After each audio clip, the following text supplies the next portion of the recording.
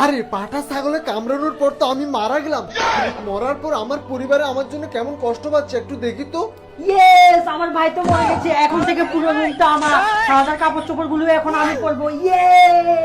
শালা এটা আমার ভাই না রাক্ষস, শালা জানোয়ার, তোর থেকে তো শত্রুরা ভালো।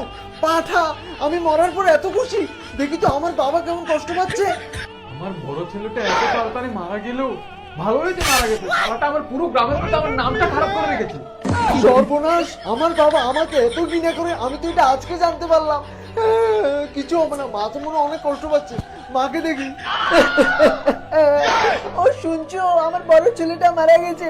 আমি ভাবছিলাম তাকে আমার নিজের হাতে বিষ খাইয়ে মারবো, কিন্তু ও তো তার আগেই মারা গেছে।